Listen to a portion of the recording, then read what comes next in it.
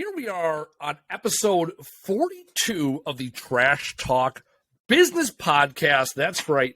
Jackie Robinson. No, 42? What episode are we on? 47?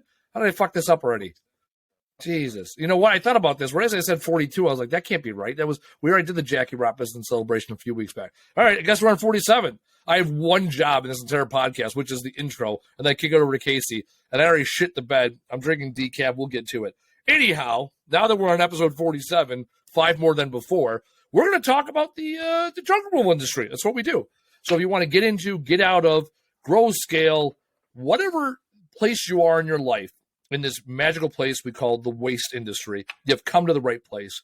As always, I'm Andy Weins from the great state of Wisconsin, and joined by my buddy from the DFW, Casey Bubba Lawrence. Casey, what are we talking about today?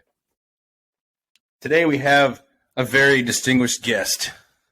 He's not only known for his personality and known for his roots up in cheese country, Wisconsin, but he's also known for having his foot in all the real estate deals in this part of town. Team Freedom Real Estate presents Jake Ascher. He is a real estate agent. He was actually mine as well. Great buddy of mine. Used me I don't know how many times when I had my junk removal business up and running. Jake, how the hell are you? And I'm good. I'm happy to be here today. I'll be honest, Jake, that is the longest intro Casey's ever given. Most times he's like, hey, ever. Most times he's like, hey, how do you say your last name? Cool. We're going to be talking to you about stuff. What are we talking about? Counting? Sounds good. Numbers. All right. I go, this is so-and-so, and he's going to tell us what he does and how he does it. And then I'm like, yeah, that's it.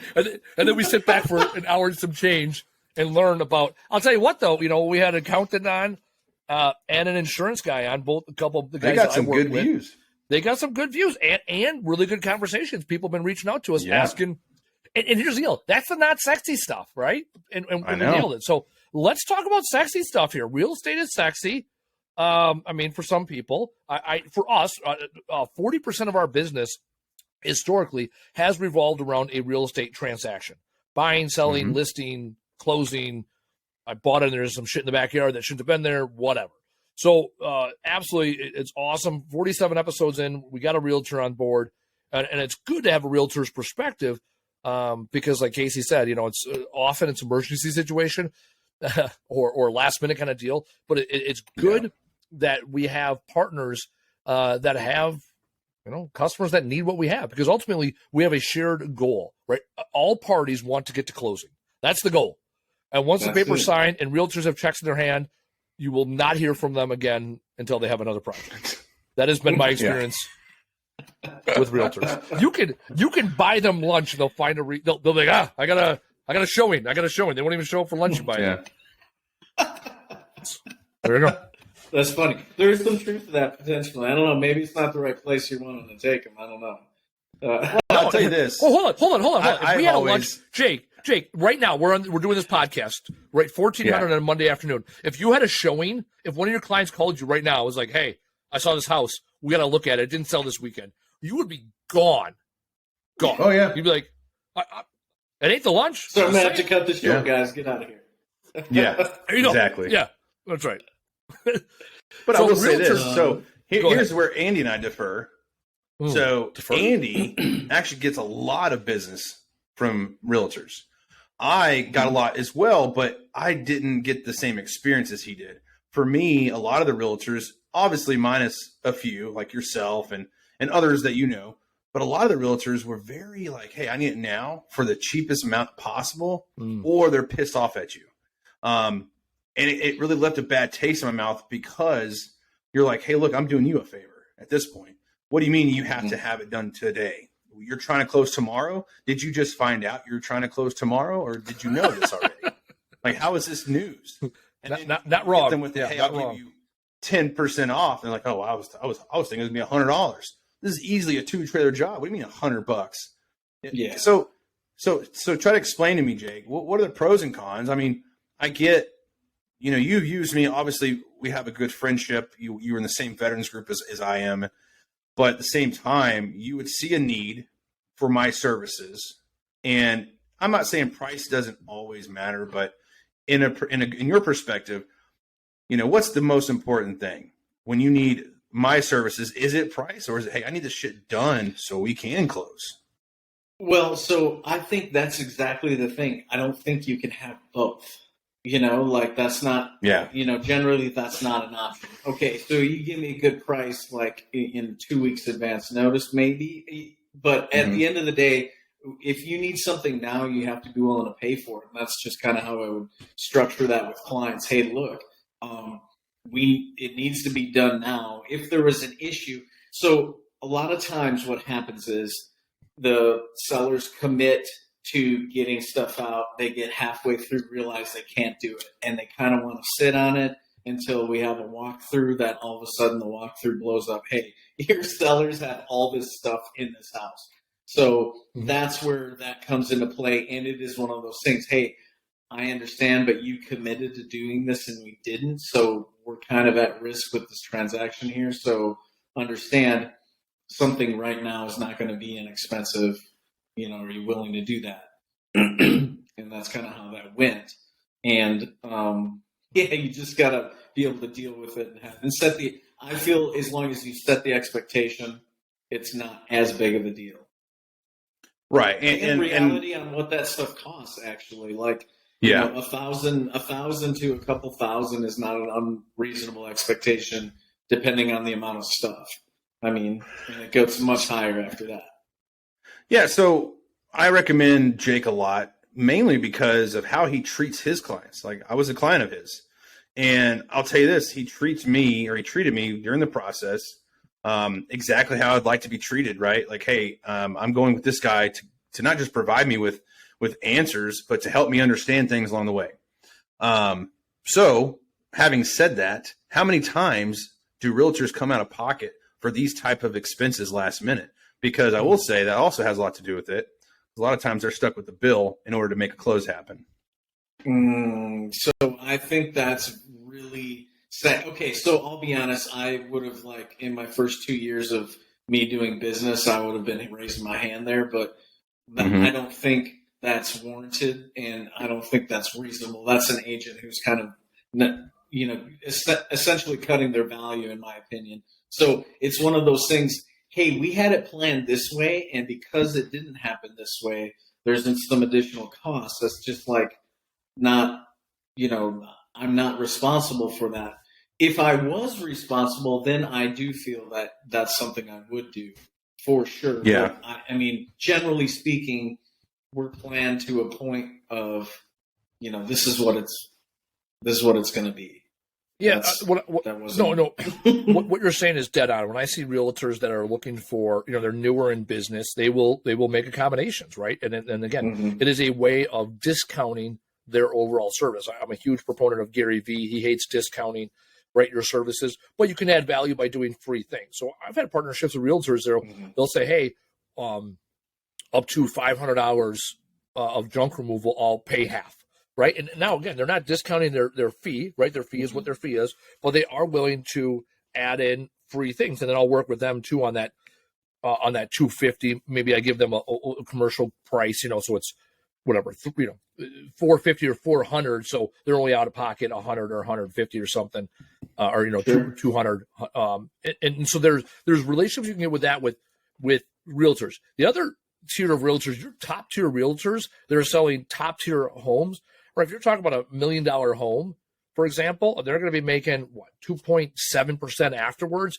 They're making, $20,000 on a sale like that. Like they will, I've seen them eat it, or they're smart and they just rolled into closing. I got one realtor. He's like, hey, send me the invoice. And he fronts all the money. And when I've talked to him offline, he's like, yeah, I just rolled into closing and I just get paid out of it, because on $1 million transaction, if there's $10,000 in incremental stuff, the buyers and sellers aren't looking at it, right? If you have a $200,000 transaction, it's a different ball game. So to Casey's point, what you said, right? Good, fast, or cheap. I tell people my price is always the same, right? Because I charge by cubic yardage. But in the past, I've done like an inconvenience fee, right? Like if you need me to do it now, right? Like out of area fee or something like that, like nights and weekend fee, right? My cubic yardage is the same. But again, good, fast, or cheap. I'm good and I'm fast. Cheap is not what I am. And what I've also realized is most realtors or just people in general that need something done now and didn't plan for it, those aren't the ones I plan on being my customers. I don't want them to be my customers. Now, it's different, right, when it's like a Thursday walkthrough and then all of a sudden they're like, oh, man, we're closing at 9 a.m. and they left at this or that. So I had to build flexibility into our schedule. Like even today, we had 2 jobs that get added this afternoon, and we had a truck that was supposed to be done at noon. Well, it's 2 o'clock and they're still out banging jobs because we built that into their schedule. We know it's Monday. It's early in the month. We also know that for us, and this is really odd or not, whatever, but last week was really cold. This week it's really nice out. It was nice out this weekend. So it's like, people hunker down. So some of the jobs that, might have had last week didn't happen. We got them this week. And so we got to, so we will run the risk of, the guys might get home and go home at noon, or they might run all afternoon. And right now it's 2 o'clock and they're still banging jobs and still going out catching new jobs. So a good company will build that flexibility in to take care of their realtor partners. And I think that's very important because that's kind of like, you and I talk about that, Andy. We don't we get twitchy when our schedule is fully booked. Oh, yeah. I don't want to be. And a lot of people look at that and they're like, oh, that's a negative. Like, oh, you're not that busy. No, we are. We're just more responsible with how we schedule our shit. 100%. You have to leave flexibility in your schedule. And I'll tell you, the coolest thing I like about working with realtors is it's not just when they have an oh shit moment. It's also who they put you in front of. Their clients, they're going to need you. I know I told this to Jake before, but the beginning of last year, it was a shit show because of weather and everything. Nobody knew what the market was going to do. It was just getting out of 2020. And we had a customer who bought a house sight unseen. And I mean, it was like $1 million house. It was insane. But he moved in and he called us. Hey, I need all this shit done. And we came out there, we got it done. And then he called us again. And then he called us again. We did 9 jobs for him in 2 months. And it was all just random stuff, not just cleaning out, but doing some demo here, doing some, outside stuff to, taking down a shed.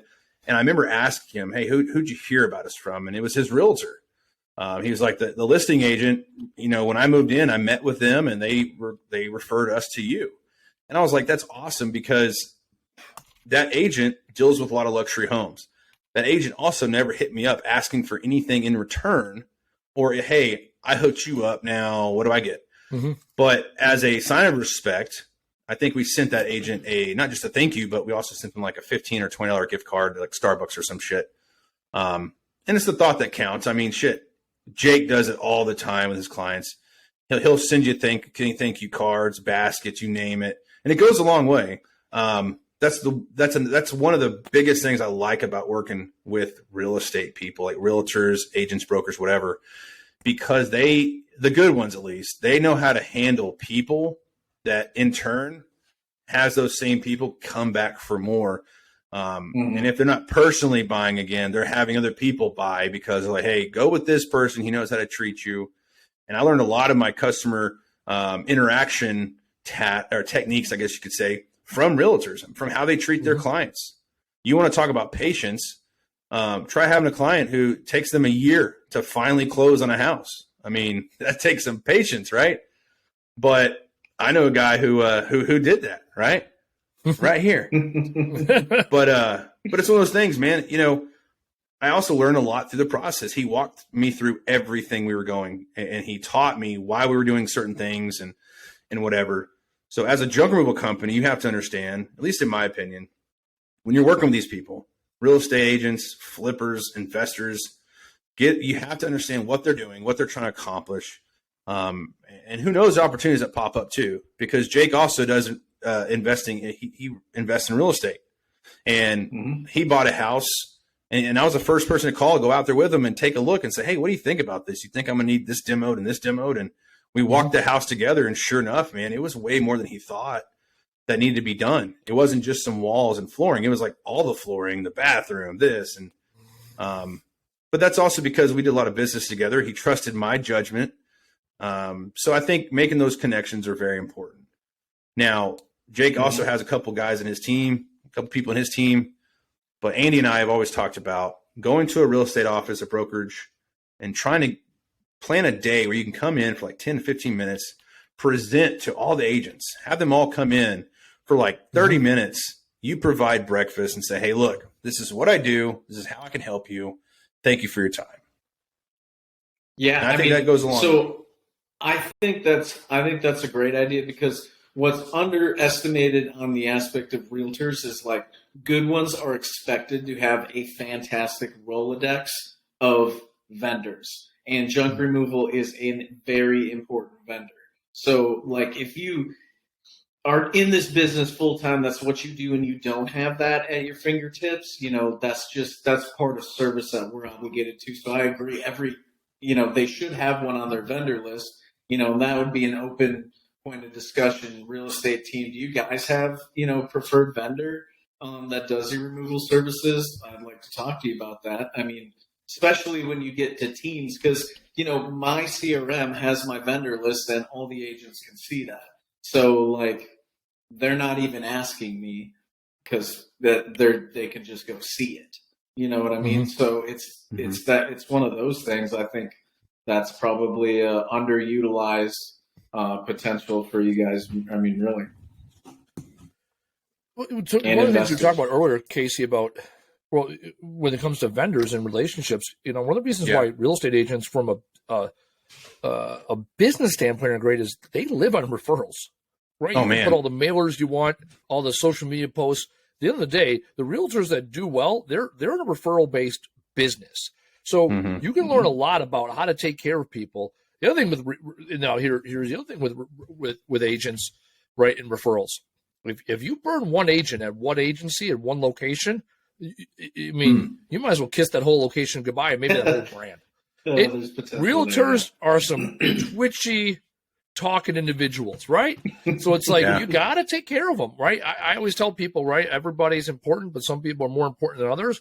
I'll tell you what, realtors are our lifeblood. We take care of them. Yeah. So they'll also tell you the same thing. Be careful who you work 100%. With. Yeah, 100%. If you have an agent that is a pain in your backside, well, think about the customers that they're recruiting, because if they got customers that are toxic to you, that's not always the agent you want to go with. I'd say 90% of real estate agents are your people. 10% aren't, right? And there's various reasons. I'm told all the time, hey, I got a guy that does it on the side. He's a lot less than you. I'm like, cool. You're probably selling $150,000 houses. That's not my target demographic. I don't need the $1 million houses, but I know the sweet spot for us. I mean, prices are inflated now, but our sweet spot was like $250,000 to $500,000 houses, and we'll go beyond that certainly. But there was a nice sweet spot. A lot of 3-bedroom, 1.5, 2-bath ranches, 1,600 square foot. Within 5 miles. Now, there's a couple of reasons. There's a buttload of them near me. I'm in an industrial area right outside of Milwaukee. It's like, we also want to go where the houses are. There's $1 million houses, but they're 20 minutes, half hour, 45 minutes away. That maybe not where we want to go every day, right? Because time is money in that regard. So referrals, trust what your agents are doing. Take care of agents. Don't get involved in the drama. There's tons of drama with real estate companies. Don't take sides. Right, I've had plenty of situations where it's a closing and it's like, oh, this person did this. It's like, hey, what's the stuff that needs to be gone? Who's paying for it? Send me. Someone put a credit card on file. I don't care. Right? I tell people, buyer's agent, seller's agent, buyer, seller, don't care. I need a credit card on file. I will do the job, and we can sort it out after close. And I've been burned a few times when I didn't have it expressly written. And most agents that are worth their weight in salt, they'll work with you and be like, okay, this is what we need to do to rectify this. I had a situation recently. It was a $1,400 job. The seller agreed to pay $400 of it. The buyer was responsible for $1,000 of it. They didn't know it, whatever. It was $1,000 that came down to it. So what ended up happening is the buyer was like, hey, tell you what, I will pay $500 on the $1,000 bill. And I'm like, well, that doesn't help me a whole lot. And the real estate agent, it was a real estate company, and they were involved to a certain extent. They pushed to get it over. And I just got on the phone with the owner of the real estate company. He's like, hey, man, I will pay $250 if you eat $250. And I'm like, bet. Right? Because I've done $5,000, $7,000, $10,000 jobs with this guy. He does flips and everything else. And it's like, and in that case, we had an agreement like, hey, next time this happens, make sure we have it in writing. And it was one of the situations where the buyer and seller, right, the one person that was out of the mix, the seller took advantage of the situation. The buyer didn't do his due diligence. And at the end of the day, as professionals in junk removal and real estate, it was our responsibility to make sure this was sorted out before close. Right? I don't need the money in hand, but I need to understand who's paying for it.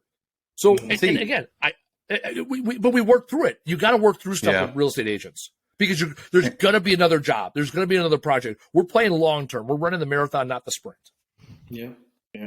I will say I never liked accepting payment at closing because a lot of the times the job was always estimated or called in the very beginning. And I'm like, I don't really want to wait 30 days to get $250 that I may or may not get, because when it comes to closing time, like a lot of things can happen. I mean, they could, hey, maybe their financing didn't go through, but the job's already been done. Someone has to be paid.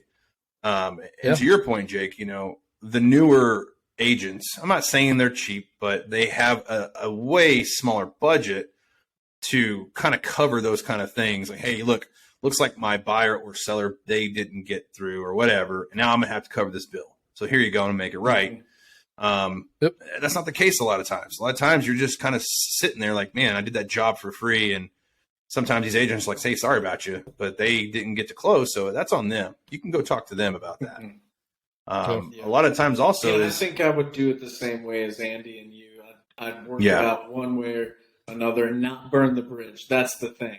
Yeah. Like, no reason, Well, and I've also had a lot of calls where they want a huge estimate for either a big cleanup or a big demo, and it's like, we're interested in this property. It's like, oh, you're not even under contract. Like, this is just a very big maybe. So what sucks about that is it's usually the realtor or the agent that comes and sets that up, and they're kind of like, well, do you have a fee for estimating? Well, I'll tell you this. Last year, I implemented a fee because, as you know, Jake, gas prices shot through the roof out of nowhere. And when I'm driving 2 hours one way on a maybe, I have to have some sort of, something to pay for my time. So, yeah, like you said, I think it just has to be all about communication and clarification.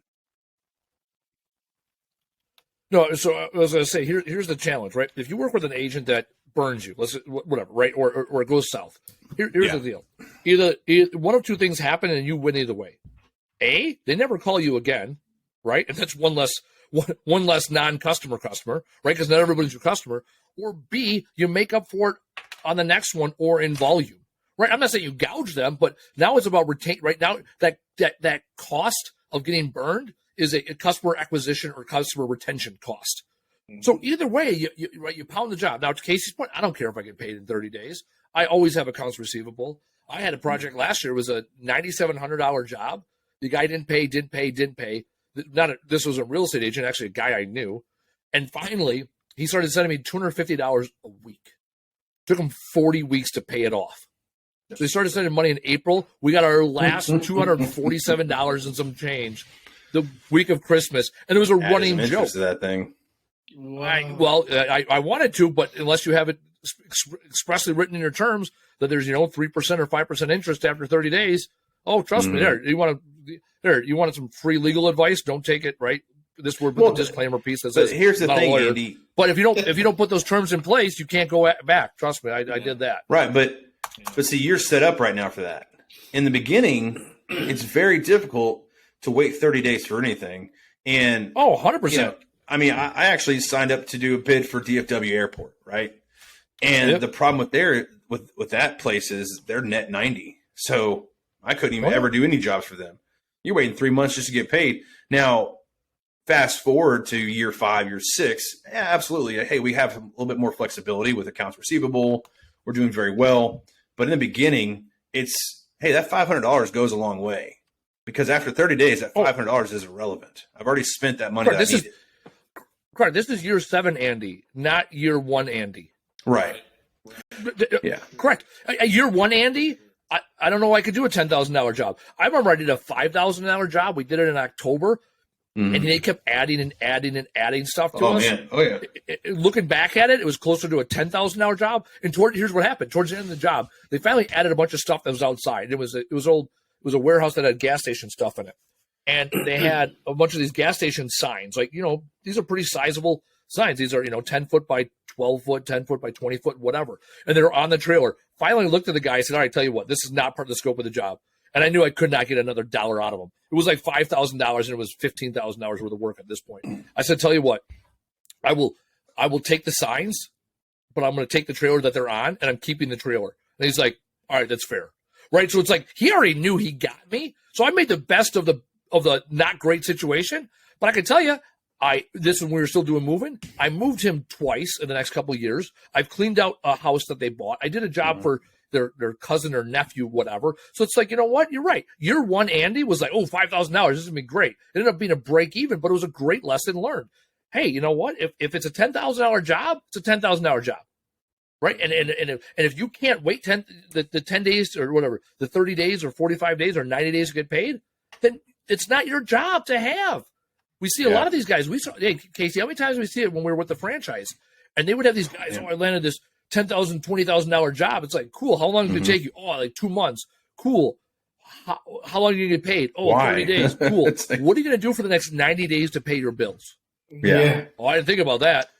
Well, and that's the other thing is if you have 100% of your force on one project, right? There's no money coming in. Opportunities you're not just missing, but you're also not marketing to.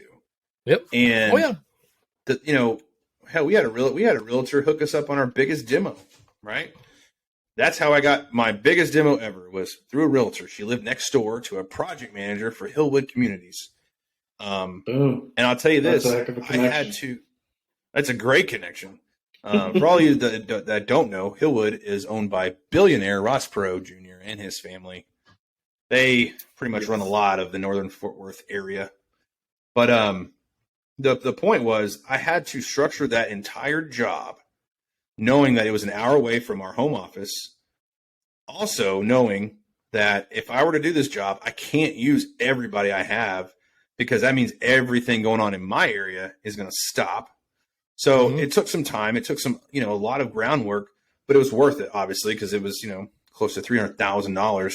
But you have to understand especially when you first start, you always want your trucks and trailers looking great, right? Look at my truck. Look at what we're doing. I'll tell you this. When I was doing that demo, I could give two shits if someone walked by and knew who was doing it. All I cared about is who's paying me. That's it. Yep. Like you could go by the job and be like, oh, wow, that's a big job. And I wonder who's doing it. I don't need you to know. I just need the people to pay me what I need to be getting paid. And I think a lot of us get lost in that. They want to always be shown doing stuff, but you're also, look what you're giving up. There's a lot of times I know realtors love to call around or put on Facebook, hey, I got a house in wherever. It's an hour and a half, 3 hours away. Can someone drive by? I'll pay you $50 to take some pictures for me. I see that because they're like, hey, I don't want to drive that far. But here's where it could screw them. A, the pictures are always lying. Pictures suck, by the way. But also B, that person that's doing the pictures has no interest like that realtor does for that property. So they're going to do what they need to get done, get paid. Sorry about you. 9 times out of 10, the agent still has to go out there. Yep. So I think, Jake, do you have anything you want to put out there as far as like when you use junk removal services? This is a trash business podcast, but I would like to keep it relevant. It doesn't have to be. Hell, we talk about all kinds of stupid shit sometimes, but for the most part, I like to say keep it relevant, right? Yeah. What matters here? I want to hear from you. I know my perspective, but what matters most to agents when you're reaching out to home services? Because not only do we have junk removal companies, what we've really recently realized with this podcast, we have other people that are in home services businesses that are reaching out to us now. Like, hey, I'm a landscaper. I listen to your podcast because I'm getting general business advice and, your vets, yada, yada, whatever, right? So let's just talk about more home services, right? What are real estate agents, or not even just general, but just with you, what are you looking for? What don't you like? What makes people effective? Well, so obviously there is an element of speed to that if we get into a situation that it's got to be executed quickly. But I think too, another big piece that people forget about is how that place looks when they're done. So before I met Casey, like there's a couple other services I've utilized or something in a territory that he wasn't allowed. And just like the cleanup part, I think is a little bit underestimated.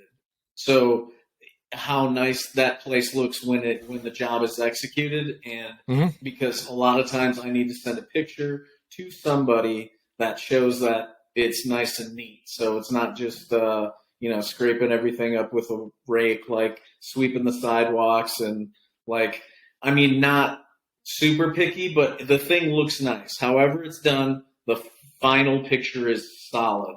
And I need to send that to a customer who has to take extra money out of their pocket to have this done. So like it needs to be nice when it's done. Yep. Well, that's interesting. So two things that you said that really strike a chord with me in particular. When we look at our reviews, I'm going to pull it up right now. We have 500. Last I checked, we had 570 reviews, 5-star rating. I bring this up often because I'm proud of it. And it's right. KPIs are my thing, right? If you want to know how you're doing, check your numbers. Numbers never lie, right? So I'm clicking here. 507 reviews. Of the 507 reviews, 395 mention something to the effect of responsiveness. 379 punctual. The next highest number is 54 said efficient. So that means almost 400 out of 570 say responsive and punctual. You hit the nail on the head. So that right? That's the thing, right? Show up on time or get back to your customers first. Show up on time, and then how do you leave? And in Wisconsin state statute, were you ever a realtor here in Wisconsin, or you're just? I was not. No. Gotcha. So in Wisconsin, the state statute, right? The terminology we use is broom swept clean, and we use it all the time. Even if it's a shit house, I tell the guys, right? We push a broom on carpet, right? If it's a shit house, that's the level, right? Especially like a hoarding house, a broom a push broom with a snow shovel, right? That's it. If you took it across the carpet, okay, right? And then other places, you're right. I'm not saying nooks and crannies, hands and knees. I'm saying when you pull that refrigerator out because it was nasty, pull out the stuff behind it. They know they're going to bring a cleaner in, or they're selling it as is and sorry about you. But if they can come in and at least there's not stuff growing out the floor, we got a starting point. Or in a garage. I'll tell you what, a garage, especially here in the Midwest, every garage has leaves and dirt and stuff that's just accumulated through the years.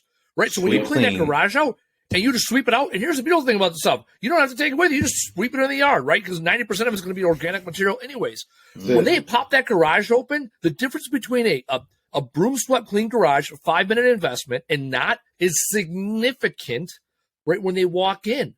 So again, if you look at our ratings, it's responsive, punctual, efficient, right? Basement is the next term. Like, they don't talk about what they do, right? We know this. Dale Carnegie talks about it, right? People don't remember. Was it Dale Carnegie? I don't know. Dale Carnegie said people buy from those who they know, like, and trust. Who said about so the way the way you make people feel, right? They don't remember what you did or what you said. They remember the way they felt. Yeah. I'm gonna. I think that was Casey Bubba Lawrence quote. Casey didn't say that. Casey don't give a shit how you feel. Casey's there to knock down your house. You're welcome, America. That's what I do. Oh, you just wanted an attic clean out. Some Maya and Angelo. There's no way.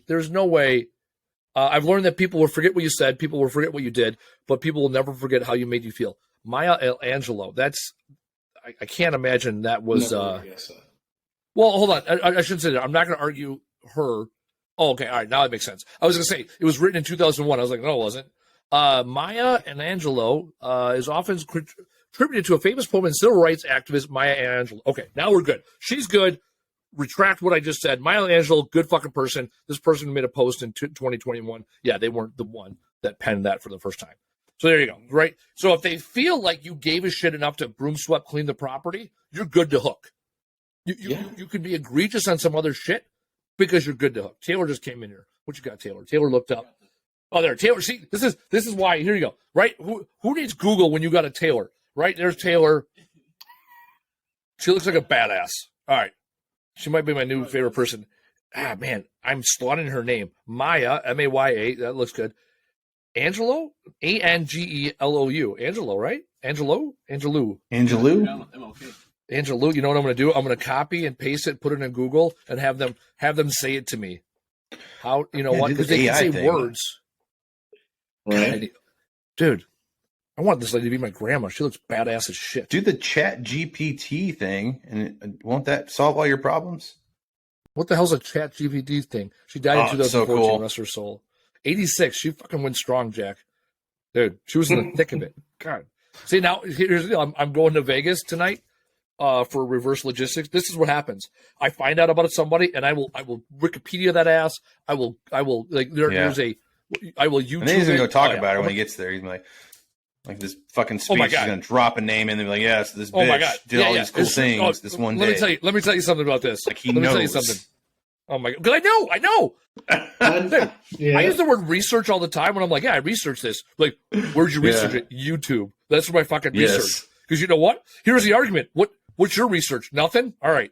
There, I become a subject matter expert. Oh fuck! You know what, Casey? You know what I thought about? Just now. Who did we interview from Vegas? I told him I go bang jobs with him. I haven't heard from him since. Oh yeah, Vegas guy. Yeah, thanks. The firefighter. Yeah, hit him up. Are you going to? Right now, I'm going to do it right now while we're sitting here on the pod. I think about it. You hear that? I said, well, we're sitting here on the pod. I sound like a douche. Yeah, right. Jake, did you? So since I got out of the business, how many times have you used junk removal services? Just curious. Oh man, I mean, at least shoot, you've been out what 2 years now? Almost, yeah. Yeah. I sold it in June of September 21. Yeah. At least 10 times. LinkedIn Lenny. There we go. Taylor came in. LinkedIn Lenny. LinkedIn Lenny was LinkedIn got there you go. LinkedIn we get Lenny sidetracked a lot on this podcast, by the way. This is That's not all right. This is not like a pristine podcast where we have a script and like, hey man, this is exactly how it's gonna go. You have 5 minutes for laughing, that's about it. Hey, tell you what though, here's the deal. Every time, for anybody that's hit me up on Facebook, I'll answer the initial question. Actually, I owe one guy our business plan. He's texted me like 4 times, like, hey, motherfucker. I was like, I'll send it to you. And I just keep not. Anyways. Well, here's the thing. Real quick, Andy. I might do that. I might do that right now because it's on my mind. I would tell him, when it comes to a business plan, this is what I found out recently. You'd be surprised. No matter what industry you're in, that business plan could be a 4, 5, 6 pager. It could be a 2-pager. Dude, my business plan is 60 pages. I know, but that's the thing is, if he looks at your business plan, it could literally be worse than not having one because he could go through the whole thing and then be like, oh shit, I can't do any of this. Here's the deal. Like one of our first episodes, I said, hey, I will give you the business plan. Right, because at the end of the business plan, my business plan, right? It was for my business, right? There are principles, right? I teach a course, the 6 buckets of business, and the best way I tell you, if I give you guys the same test, I can give 100 people the same test in 100 different industries, and I'm going to get 100 different pieces of paper back with everything filled in, and they can all 100% be right. There's not a right answer. There's the right questions to ask. Anyway, what was I saying? Oh, anyhow, the first question, now that we're way down this rabbit hole of randomness, going back to Facebook's, when I go onto Facebook and I ask people, whenever people ask me a question, right, it's a give and take. I will always answer their question first, right? Yeah. But then the next thing I ask, right, because now I gave you what I wanted to hear from you. Next thing I want to know is something from you, right? I want to give first. I will give you an answer before I receive. But I ask people every time, what is it about the podcast that stands out to you the most? What do you like the most? Mm-hmm. And overwhelmingly, what we get is like, oh yeah, you guys you're real, you're honest, you're bullshitting, you're vulnerable. So the fact that non-biased. Unbiased is the word. We are, fuck that, we're biased. Certain things we're biased about. We're open, but we're biased. We're anti-franchise.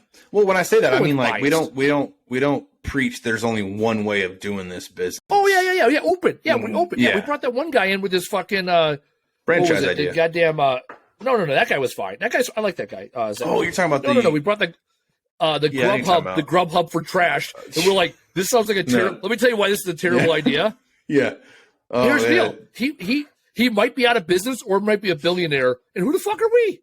But I'll be honest with you. Actually, honest opinions.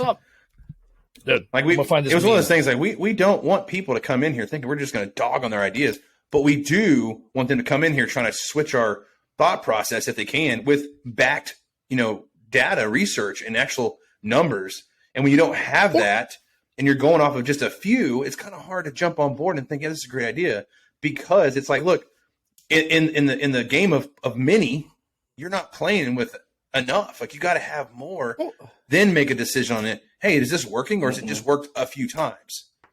Well, the other thing is, it's not about on this podcast and life, and you can associate this with realtors, it's not about having the answers. In leadership, I feel strongly about this. It's about having the right questions, right? So one of the things that I remember about that particular cat, we're doing like a whatever like a series like The Office did this after like a couple seasons. They have like the best of episode because they ran out of fucking ideas, so they just do like flashbacks. That's what this episode's turning into. Hey, remember that time? I was thinking about that for episode 50. We can do like the best of, but we won't because we already have someone booked. Whatever. Anyhow, the question I remember particularly asking that cat, I'm like, hey, what stops someone from picking up a bunch of trash, driving to some street, and throwing it off on the side of the road? He's like, never thought about that. I'm like, 'cause let me tell you something. That happens all the time. Here's this meme. I saved this meme. I'm a huge fan of memes. I save them. I put them on Facebook. It's my way of expressing my feelings without having an original idea. Anyways, here's the meme. Befriend the man who is brutally honest, for honesty is the highest form of respect. And I believe that wholeheartedly. Right? Like when you come on here or just in life, like be honest with folks. If you are dishonest, if you overpromise and underproduce, that shit catches up with you quick, fast, in a hurry. Oh, it's and Jake nodded his head because it's 100% in real estate too. I mean, how many people are out there overpromising and underdelivering all the fucking time, dude? Yeah, but, I mean that's the most important aspect of your own business, right? I mean, like it really is reputation. So I mean. That cat gets out of bed quick when you don't do the right thing. So, like, why don't you just do everything you can to ever let that happen? I feel that's easier, to be quite honest. So when looking for a contractor, like junk removal or someone you use on a frequency basis, like not all the time, but multiple times a year, what are you looking for a long-term relationship as far as the contractor goes, right? Well, I mean, really at the end of the day, again, the most important thing to me is that the job was done right. So I specifically, there's a lot of give and take in the real estate business. Mm-hmm. Like I can essentially associate with a home warranty company, however many home warranties they sell, they'll give me a kickback. I don't do any of that across the board, and that's just me. I'm like, I sell real estate. I know all the people. So it's honestly, in my business model, it's the most important that the vendor did a good job in exactly what they said they're going to do, because it's always, whether or not we think it's an extension of my business. So I'm more important. It's more important to refer the right person and because what's going to happen is that guy's going to be like, yeah, Jake got me the right guy. These guys were awesome. And then that's good enough for me because my entire business is built off of referrals anyways. So that's, it's because I usually like to have, go ahead, Andy. I was saying, let's talk about this real quick. What is the legal, it might change by state. I don't know. What is the legal situation with kickbacks? Because I've heard like a gift not to exceed $100. I hear some people say we don't ever do kickbacks. $50 in Texas, not cash. Okay. So $50. So let's break this down Barney style. If you, Mr. Realtor, gives me a job, right, or refer me to your customer, I can give you a gift up to $50 per job or one time a year. No, it can be per job, is my understanding. We can look at it on a transactional basis. So that way, the key for us is disclosure. We just have to disclose that is taking place. So here's the other thing I'm going to bring up is because I have had plenty of realtors that are like, hey, we want to do we want a kickback, right? We want this. What does that look like? What does this look like? And what I've realized over time is the top realtors don't give a shit about a kickback, right? Because that cheap, fast, good. They want it done because $50 is nothing when you're making $10,000 on a transaction. Like they are in the business of closing houses. They are in the business of selling houses. They are not in the business of referring each other. This is not a BNI group, right, where you get a little attaboy because you filled out your little bullshit yellow slip of paper, right? This is a no shit. I need to sell more. The more houses I sell, the better off we are. So yes, and you're not opposed. Facilitate that. Correct. That's it. So correct. So I will say that's what I'll say. I'll say I am not opposed to kickbacks, right? And also, I would much rather go to lunch with a realtor and get quality time, one-on-one, break bed, share experience, 100%. Than send them a $50 fucking Starbucks gift card that A, they may or may not redeem, B, anyone can do, right? So if I'm going to do a kickback, it's not a kickback. It's let's spend time together. I can tell you, the one realtor I referenced earlier who sends me the most amount of work, every time I see that guy, I'm like, man, I owe you lunch. He's like, hey, don't worry about it. You took care of me. He has this, hey, man, we're good. He doesn't need someone else kissing his ass. He doesn't need lunch. You know what he needs? He needs more time to golf. So the faster I get jobs done and the less emails it involves, the more money he makes, the more golf he can play. He don't want to hang out with me, right? And then I see him at events. I'll tell you what, when I go to events, I went to the GMAR, the Greater Milwaukee Association of Realtors, their gala. People are buying me drinks. I don't feel the need to buy drinks because I bailed them out. And again, this is where I have an abundance mindset, right? I have an abundance to give versus a scarcity of customers. And realtors love free shit, but it's like they want what they want. Don't anticipate what they want. I tell you, realtors love fucking t-shirts too. Whenever I always sponsor golf outings, they want t-shirts and koozies. Right? They don't want to spend time with you another cup of coffee. They want, they want shit that nobody else has. That's it. They just want to run their mouth to other realtors. Well, I love realtors, but they are quasi homogeneous. There are things I can say about realtors that are so true. And 7 years ago, I didn't know how to spell realtor. I still struggle. I want to add like 4 extra letters in there. Like real. Well, you also have some that are just like there's like 3 A's in there. There isn't it? Some you don't talk to ever. And the minute you refer another realtor publicly, they act like y'all are best friends and you just screwed them. Like they'll text you, hey, appreciate the shout out. You're like, what? For what? Oh, I don't even know who you are. Oh, I forgot. I met you one time. It's like, damn, calm down. I also like to look out for people that I care about. Like, no offense to Jake, but if someone is wanting to buy a house, a regular house on, the other side of town, 3 hours away, I think it'd probably be better off not to call Jake and say, hey, do you want to drive 3.5 hours to maybe be this person's agent? Because he probably would like to just be like, no, I'm good. Because that seems like a long time to just drive all the effing time. It kind of saves him a little bit. He'd rather do business in his own backyard. And with me, I like to have 3 to 5 people in my pocket per industry that I can refer. So if I have 3 to 5 realtors, it depends who would suit who better. If someone's looking for a gargantuan mansion and they're just very, high maintenance type person, I'm going to call Jake and say, hey, who do you think would be the best fit for this? Right. At the same time, like I just said, if you're way out of your scope, why would I put the burden on someone? It's not really helping them out. And they're not going to say no because they don't want to be rude. They're going to, hey, I appreciate you looking out. At the same time, I would assume that Jake would have 3 to 5 solution providers for junk removal. If, hey, I got a job, it's just a backyard shed, needs to be gone, but it's 2 hours away from you, so I didn't call you. I'd be like, hey, I appreciate that. I would have said no. Appreciate you. In locationally based, right? Like my vendor list, which I think is 4, is 100% locational. Like, this county is this guy, this county is this guy, because there's 8 million people here. So that's the thing. Well, that's the thing. Not to your point. Not everybody's your customer. Here's where, and that's nothing to do with realtors. That goes with everybody. I love your analogy there, Casey. 3 to 5, not 100. I can tell you something that's interesting about realtors, and I found this out with selling houses. So with my house, I bought a house, private party or whatever, one party. My uncle's a real estate attorney. Good, done. Right, like that was too easy of a transaction. The other house I sold, this was difficult. I ended up getting a realtor he's a realtor light. His wife is more the real estate agent. I used him. I was low key about it. I did not post about it on Facebook. There's some other realtors that found out I sold my house. I didn't call them first. And it's like they've shunned me. Yeah. So that's what's also fucked up. It's like, so this is the other interesting. We're 47 episodes into it. I have not asked a single realtor to be on this podcast for that very reason. Right? Casey has the luxury. He's out of junk removal. Right, and you're his buddy, and you're his realtor.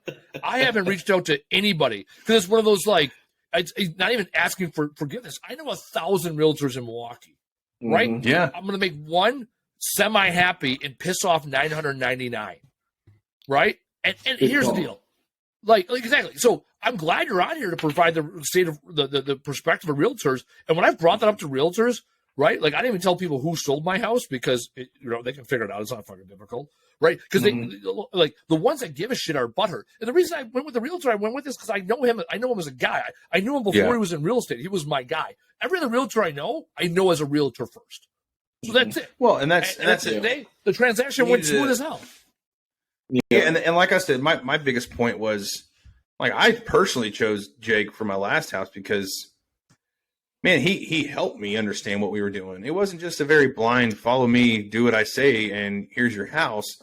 There was times where him and I didn't even agree on certain things. And at the end of the day, he understood I was the client. He was like, okay, look, hey, man, this is all you. What do you want? But he let me know the options at hand and let me understand them. But when it comes to the world we live in, especially today, I mean, industry aside, no matter who you use, there's always going to be that same person who gets butthurt because you have maybe some sort of personal relationship with them and they see it as a personal attack. Well, why didn't they use me for this? And I'm going to tell you right now, for the most part, it's never that case. It's never a personal reason. It's just, it happens. It's a circumstance, right? I mean, how many times have I seen demos go on from people that you and I are in the same groups with? And I'm like, shit, I never got a call for that. But I didn't take it personal. I take it personal when it's an everyday thing. Absolutely. When you have empty promises. But other than that, you just have to stay fluid in this business, especially in the day we live in. Yeah, I don't think it's reasonable to think that, especially in my business, like, it would be unreasonable to think that a business that is so highly engaged in real estate that to even think that, like, that's ridiculous that Andy talked to somebody else. Well, he probably knows 1,000, like you said, that's just something I would expect. And again, it's just like, I don't know, that's unreasonable for me. And then I also think too, like, well, if this stuff goes on, it does happen, in my backyard sometimes, but at the end of the day, I'm just checking my azimuth on, am I doing the right marketing? Did I actually do what I needed to do to execute that sale? Did these people sell somewhere else because they got more attention? Or, like, there's other things, but I don't know, man. Again, there's 8 million people here. So, like, I don't really. I'll say this one thing, Andy, before we get off of here. Also, one other thing that I respect the hell out of Jake for, he puts himself in front of people that are smarter or more successful than him in different aspects. He never wants to be the know-it-all. Exactly. He also has a coach. He's been coaching with him for 3 years. He's at the premium level, whatever. And he's like, it's changed everything. Because the one thing he can realize is, hey, I want to go to someone who knows this game better or more, and I'm going to learn from him. Because if you're not willing to learn, you're not going to grow. And in junk removal, a lot of people don't understand how big junk removal is getting. But when you have a junk removal business, if you're not willing to learn and put yourself out there and learn from others that are doing this thing either longer or better than you, you're not going to grow. Not only in junk removal, but you don't have to get better in business, right? I was anti-business for the longest time. Yeah, just a coach. Get a coach. Get a right. A lot of people in junk removal struggle and even fail, not because they don't know how to junk removal. It's because they don't know how to work or run a business. In the business that there's right. It's on the business where they struggle. In the business they got down, and so you're not going to get better on the business, right? You're not going to get better on the business if you're industry focused. Also, I got twitchy there. I completely forgot Jake was military. All of a sudden, at the 52-minute mark, he said azimuth. Like, people know what that's all about. For our non-military, there we go. No, I heard that. I was like, this motherfucker, I like him. I knew I was going to like him. Here's the deal. For our civilian listeners out there, azimuth is your direction, and then distance is your pace count. Distance, direction, right? So your azimuth is, hey, I'm going there. And when people are like, how long does it take? I don't know, but I know that's the direction. Like when you see a mountain, you're like, I can see the mountain is that direction. That's it. That's it. It's like when in Dumb and Dumber, when Harry and Lloyd pull up, they're like, John Denver's full of shit. Rocky Mountain's bigger than that. I tell you what, I've driven to Colorado You get into Nebraska, like 10 minutes into Nebraska, and then you're past Omaha, and then for the next 12 hours, you just see these mountains. You're like, man, I got to hit them at some point. Yeah, right.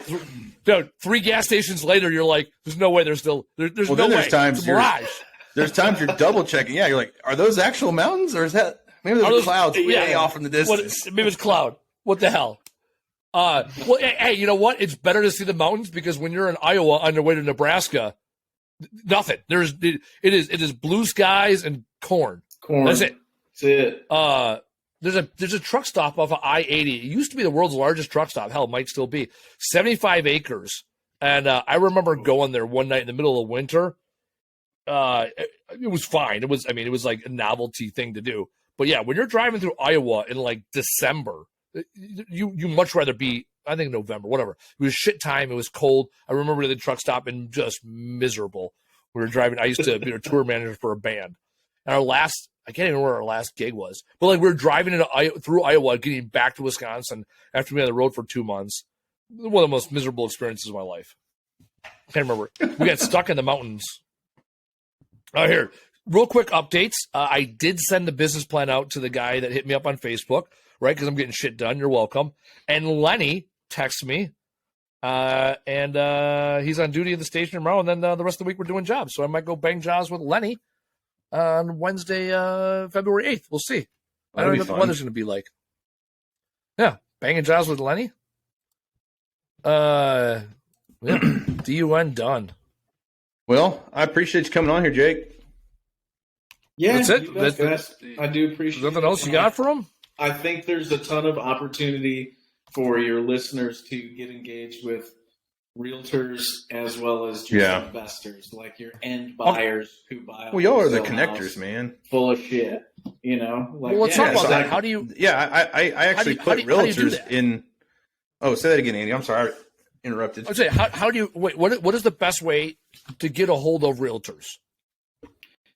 Well, I'd say it's your phone, but I would be essentially saying, here's my target. I would target to get in with teams and team leaders, really, because they have a large group of agents. So if you're going to pitch this, get to those people and try and be their vendors. Now, that's probably likely that they do have a vendor, and that's fine. You know, 2 is 1, 1 is none, right? So you know, that's always my answer to that. But I think that's your in there, or solo agents doing a high volume of transactions. Cool. You know, and here's another idea too, is dealing with a wholesaler. Those guys aren't going to get you the deals, but they know the end buyers who buy those houses full of shit. You know, so and those end buyers don't want to deal with the crap. They don't, and it's expected that all that shit is going to be in the house when you take over. That's just how we buy wholesale, and that's how it is. So that's the first call, and there's never a job you bid that doesn't have junk removal in it, or you don't know what you're doing. You know, or there's no reason. Yeah, there's no reason they're wholesaling them. You know, well, and so, I was going to say this. You know, I put realtors in my pyramid in the second tier. As the vehicle, right? Y'all are connectors. Are y'all going to use us? Absolutely. Correct. But I also want to use you to get me in front of other people. Because like we've been saying this whole time, y'all pretty much live and thrive on referrals. And I think if you have a good amount, in this case, realtors, brokers, whatever, I still don't know the fucking difference sometimes.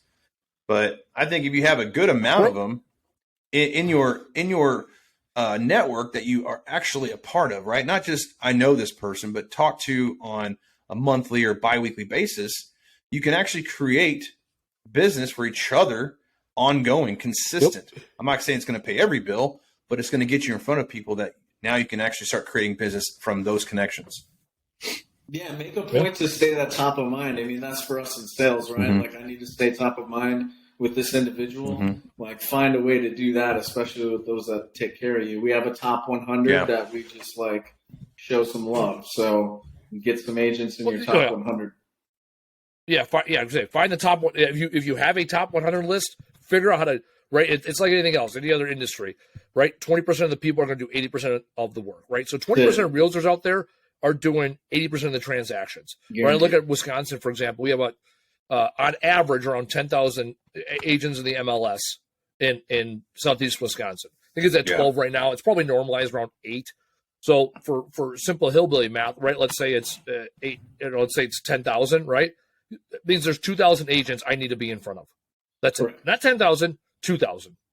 Correct. And I can tell you, I know about 200, maybe 300, where I'm like, yep, I know they fit both, right? I know thousands, but is there more than 200 that absolutely know me 100% only? No, that smells like opportunity, and I know that. And people are coming in and out. People forget you. You got to stay in front of them. I can't stress that enough. I've done very well with real estate agents, and I'm still working. Hell, this afternoon I had a meeting with a real estate agent. I got meetings next week when I get back from Vegas with real estate agents, because this is the time of year to plant the seeds. Plant the seeds in Q1, so in Q2 when they start getting listings, you're banging jobs, right? Yeah. What happens in 90 days from now is a direct result of what you did today. So plant the seeds, get out in front of agents. I'll get into the fucking close here. That's my top takeaway, right? Spending time with real estate agents, the right ones, is going to be a good use of your time over time. Might not pay out right away, but you got to get out there, get in front of real estate agents, and find your flavor to get in front of them. And again, everyone's equal, or everyone's not equal. Fuck that. Not everyone's equal, right? Everyone's important, but some people are more important than others. Jake, what you got for a top takeaway from today's call? Man, I think I feel that it could be utilized more in this business as far as junk removal relationship with real estate agents. I think that's important. Give them some love, make the connections. Stay top of mind. They don't always have to be doing business per se to include them. Like Andy puts together an e-waste drive, and I'm gonna tell you right now, if you ever want to get shit done and create an event, get with a real estate agent, man. Say, hey, you want to partner on this? Because they'll bring people in, you'll bring people in. Y'all are just people. Y'all are people. And that just makes sense to me, right? Like I need 50 people to show up to this thing. Can you help me? Yeah. Like that's your best bet, at least in my book. We are the connectors, 100%. Yeah. That's a key piece. Yeah, and I would say one of my biggest top takeaways is not like you said, Andy. Find the realtors. Make sure you're doing it the right way, like talking to the right ones. But you got to understand this as well. The highest luxury real estate agents don't have a need for junk removal as much as the lower.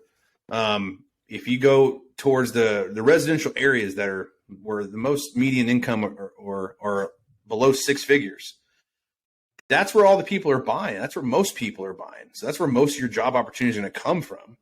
I made this mistake early on. I was going after the flash, and I'd go after these flashy realtors, and that was it. I connected with them. That was cool. Every now and then they maybe gave me a call. But for the most part, I didn't get much business out of it because, honestly, I didn't fit their clients' criteria. Most of their clients were very high-end. They didn't have to deal with crap. Once they moved in that house, things already got done. The last thing that was probably left was a pile of crap or a playhouse that needed to be torn down. So you have to make sure you go for the right go for the right ones. Yeah, top 1% isn't where you need to be. Top 20% is. Yeah. Correct. Yeah, well said. I like it. I like it too. It's getting hot in this office, man. They forgot to turn the heater off. There you go. Last week he was complaining about the ice. This week it's the heat. There's no pleasing this guy. It's not. I don't know. Never ends. Must be rough. Must be rough. All right. Well, this has been another amazing episode on the Trash Talk Business Podcast. Coming up for us, episode 50 is around the corner. I think 52 is probably the bigger pinnacle. Hey, we made it 1 year. Good on us. The average podcast makes it 7 episodes. So we are 40 episodes past the average. 7 episodes. That's like the average podcast. Yep. Well, there's a lot of podcasts that do, for every one there's 1,000, there's a couple that did 1 or 2. Right, or maybe registered name. I don't know. I was looking at podcast stats the other day. So here we are, episode 47, but another great episode coming up for us. A couple things. We got a couple big episodes coming up. If you haven't already, get back into the vault. Take a listen to a 20-minute power session that we had with Mike Mihalowicz, Profit First. That is a good 20 minutes use of your time. Talk about burning cash. For those of you listening at home, Jake is nodding his head. Casey's holding his book. There's a reason why over 700,000 businesses have implemented Profit First. The other thing for all the fancy people out there, if you want to hang out with Casey and I, a couple things you can do. Either you can call us and hire us and consult with us, and we'll come hang out with you. We'll let you know when we're in town. I'm going to hang out with LinkedIn Lenny in Vegas in a couple days. And the third thing you can do, and this is the simplest of all, come to the WasteExpo. WasteExpo, May 1st through the 4th in New Orleans, put on by Waste 360. Casey and I will be there in attendance, walk around shaking hands, kissing babies. And the reason we are there, because I'm going to brag about myself, because that's what I do sometimes, 40 under 40. So I was just named 40 most influential badass motherfuckers in the waste industry under the age of 40. To be fair, I'll be 39 when I'm receiving the award. So between my non-compete that I sat through for a couple of years and my oldness, it was my last year of eligibility and also my first year of eligibility. So I'm really excited and proud of that. And a big reason why I won this award was because of y'all, right? We have a podcast, we have listenership, we have consulting clients, we have people that are moving this industry. One of the things I learned last week when I was in Phoenix at the National Waste and Recycling Convention, something I already knew, but they really pressed, is young people. They said, how do we get more young people involved in the waste industry? And this podcast and all of you listening are part of this movement. How can we make the world more green? We know that junk removal industry has doubled in size in the last 10 years. Even in this industry, we're leaning more into the word recycling. We heard John Sacco around episode 30 talk about it, right? We don't want to talk about being in the waste industry. We are in the recycling industry. So I really press you, right? If you want to be a professional junk removal business, get out there and learn from the best. The Waste Conference, May 1st through the 4th in New Orleans, is the place to be. Of all the conferences I went to last year, it was the one that was the most impactful for me to see how the big boys play. And Casey and I will be there. We're excited to meet you in person. When you sign up, use the link that Taylor will put, the link in the fancy influencer code thing. Taylor will put up somewhere. Taylor will probably tell you where to go because he's a smart guy. Maybe he'll insert some audio right here. Anyhow, use the fancy code and then shoot us an email. Let us know that you signed up, and let's put some time on the books right away so we can get together, grab a cup of coffee, maybe get lunch or dinner. We love to meet a lot of our listeners, whoever we can, in person in New Orleans. There's all the business end of things. It's been an absolute pleasure for Casey, Jake, the United States Army, Reserve, National Guard, and active duty, all represented here. Look at that. On the podcast. How about that? Right. Here we go. And we all got along, and we didn't even talk shit. I know. Thanks for having us. That's true. Well, it didn't come up. Maybe next episode. To be fair, y'all have like 40 plus years between you both in the military, Reserve, National Guard, whatever. I mean, y'all are considered old timers, man. I did 6 years active duty. I mean, I worked with men and badasses across this nation, and y'all took the passenger seat. No harm, no shame. Hey, I've been old. Dude, I've had a desk job since 30. Nothing new here. 2? Yeah, 32. I've had a desk job in the Army since I was 32. Dude, 32, you are old. You are, it's like, what are you, E7? 32 years old? You're basically dead. I will say, at least, I will say Jake got to do some cool shit, though, because he got to jump out of planes on his weekend warrior stuff. He got to jump out of planes. Like, if I had to work 1 weekend a month, that's how I'd choose to do it. Oh, well, I jumped out of trucks. No big deal. So, different basic. Dude, exactly. Yeah, I got paid. Dude, I'm 6. Dude, I just walked everywhere. I got the shit into that. Yeah, exactly. Death before dismount. That's what I'm talking about. That's right. I'm 6'4". I don't fit in that truck too well. Okay, got bad knees. So it's 4 feet. 4 feet down, Jack. Okay, it's a long way. It's a Maybe good 3 picture feet. I don't know. of Andy sitting in the front seat of a Humvee. That would be a hilarious picture. Oh my gosh. Oh, dude, when I went steering with his chin. So I went to. Yeah. Oh no, when I went to we went to the Packer game. Let's not talk about the results of said game. The Packers game, and they had because we lost the Lions twice this year, which is probably never happened or hasn't. Yeah, let's not talk. See, Casey, that's why football season's over. The Cowboys got just annihilated. Yeah, see that. Now we don't want to talk about it. Exactly. Anyways, so we're at the Packer game, and your boy, the Army National Guard, was there. Showed up with a Humvee 1114. So that's the M1114. That's the up armored Humvee. Mm-hmm. And I got in there, and this guy's like, "Hey, do you know what you're doing?" I looked at him. I go, "Yeah, here's how you turn." Like, as soon as I show him how to turn it on and turn the lights on, he's like, "Oh, you've done this before." I'm like, "Yeah, more than once." He like laughed. So I was all bearded and shit. I was wearing camel pants because I always do. Anyways, these two women we were with, she's like, "How do you fit in there?" I'm like, "Not fucking well." No. Right? The old 1025s were fine. The soft door, a little more space.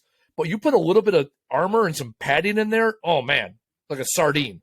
It was not a good situation. And I was a Mark 19 gunner and a 249 gunner up in the turret. I'll tell you what, like my feet were all over the Singars when we were training on. On the Humvees.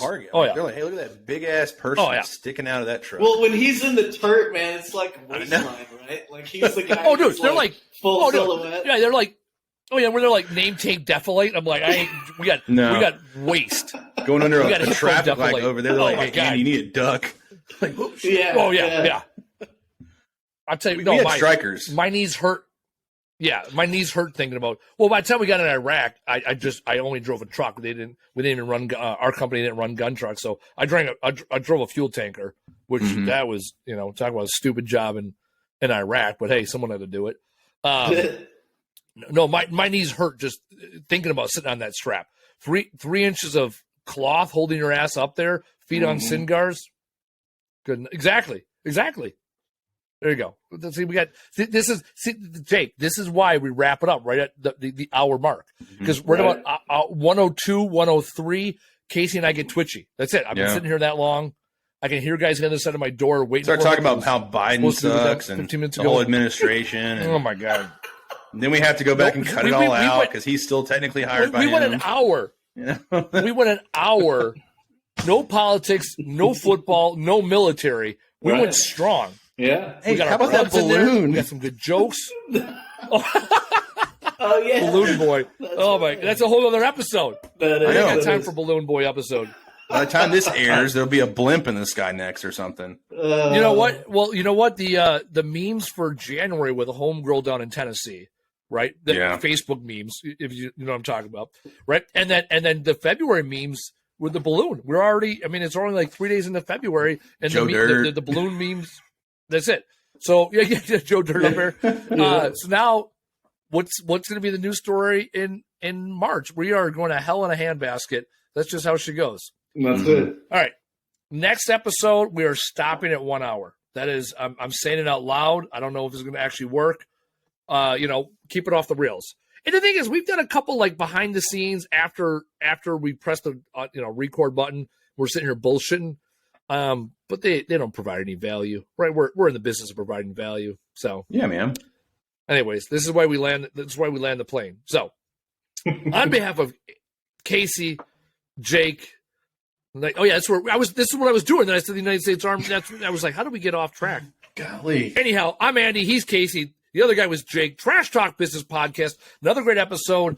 Episode 47 in the books. We will see you next week for episode 48.